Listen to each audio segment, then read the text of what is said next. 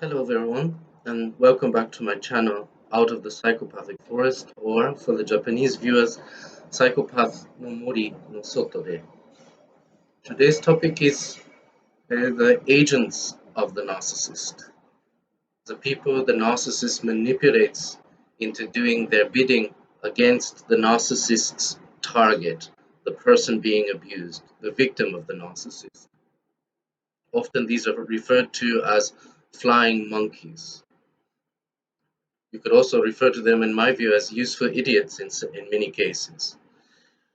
I'd like to share some examples that I experienced of this because this was one of the more difficult parts of the relationship for me, figuring out what exactly was going on. A lot of times I didn't know um, that these essentially smear campaigns were going on behind my back. So let's get started with some examples. Um, A few years ago, my narcissistic partner claimed to have been on hard times, had quit her job, and was going to get into another job at a hotel. Um, she went for a meeting with the manager of that hotel, um, and then immediately wrote to me and said that the hotel is going to close, so I can't have the job, which didn't really make much sense. However, I'm so certain that she knew that I would give her a job at a company that I had owned, partly owned at the time. So she got a job within a week. You know, during her time at this job, she caused a lot of problems.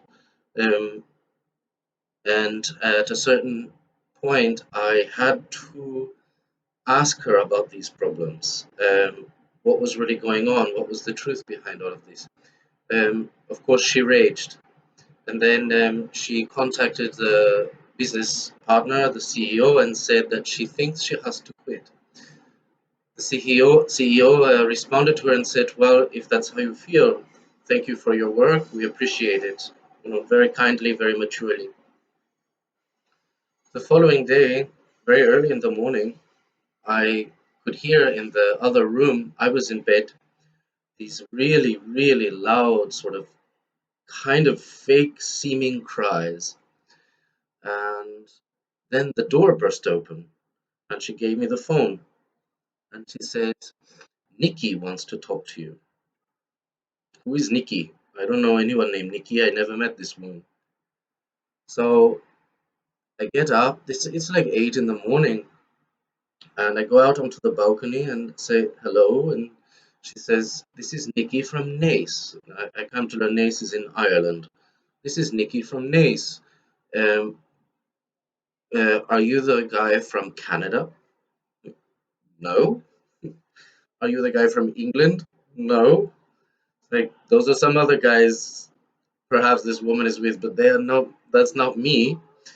And she said, well, the psychopath had told her that I accused her of lying and all of this, and that she knows her to be the best person she's ever met, and how dare I accuse her of lying, and please tell her one example of a lie. And then I remember being exasperated, like this. And she said, "What's your sigh for? You can't name a lie." And the actual problem was that this psychopath's entire existence is a lie. Like, where does one begin? So by the end of the conversation, her goal was to make me feel like utter garbage. And she's never met me at, at all. She's never met me once. So finally ended the phone call, and that was that. There was no mention of it. Very damaging to a person's mentality, mental health. A person you've never met before accusing you of falsely accusing someone of lying and all this. They didn't know the situation at all. Some other examples of agents of this narcissist, of the flying monkey, so called. Um, her best friends, or I use the word friends very loosely there because I don't think they're friends at all. I think they're useful idiots for the narcissist, my ex. One of them was definitely sadistic.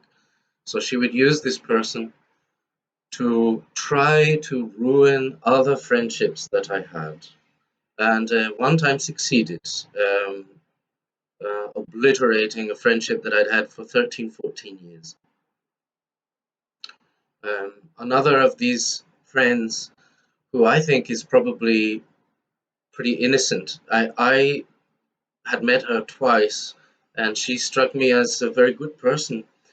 But she was the one that my psychopathic ex would always go to after she would abuse me, physically, mentally, didn't matter.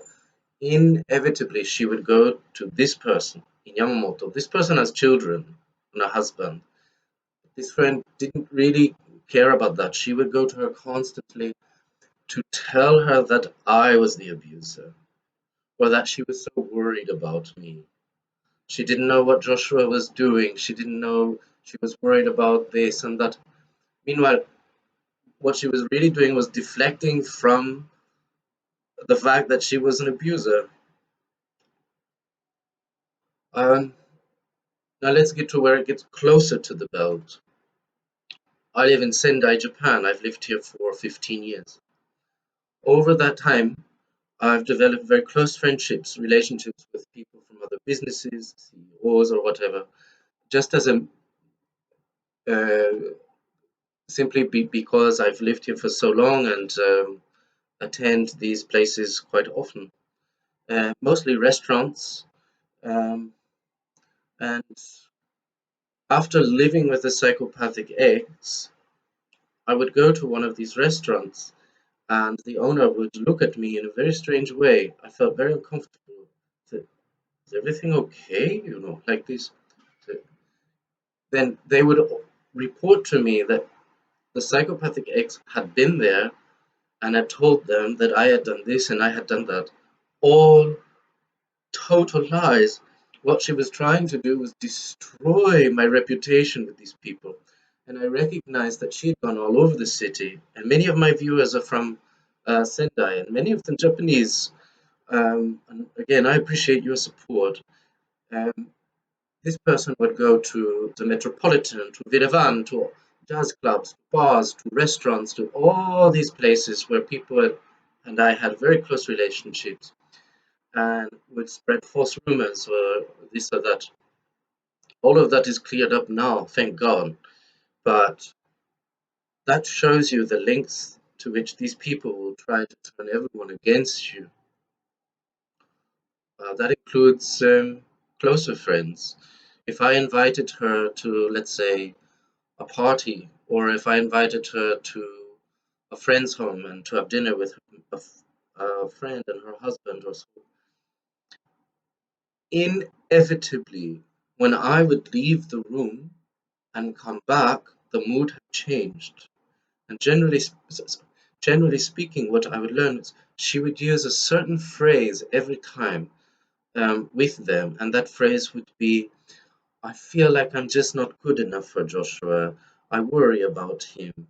And inevitably making herself look like some kind of victim and really worried about me, and somehow making me look like I'm this terrible person, but in a very subtle way, so that many friends, lots of friends saw through it immediately, but many friends said, "Joshua, wow, she really loves you. She really cares about you."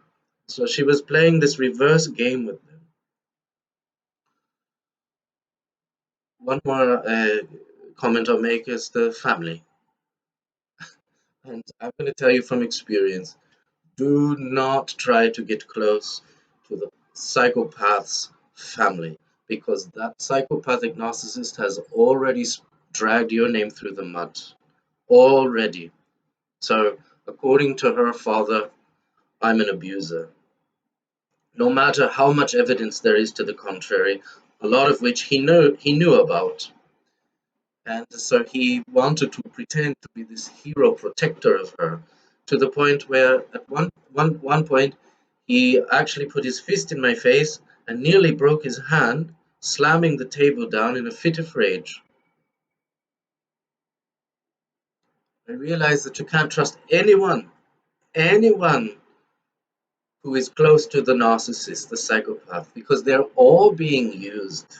All of them are being used for their own purposes, for the psychopath's own purposes. So what I had to do was separate myself from anyone connected to that person, and to make sure that the people that I love and who love me and who cherish me for who I am and know who I am, um, to make sure that they understand that this person is a psychopath and they will say anything at any time to try to turn them against you. Be careful. Be very careful how much you talk around the narcissist friends or family. In fact, I would recommend not being around them very much at all, because they are not your friends. They do not want to be close to you. And they've already been fed a pile of lies about you. And once you get out of the relationship, be very, very sure that you cut off all contact with these sometimes disgusting people, but other times innocent people who don't know that they're doing an evil person's bidding.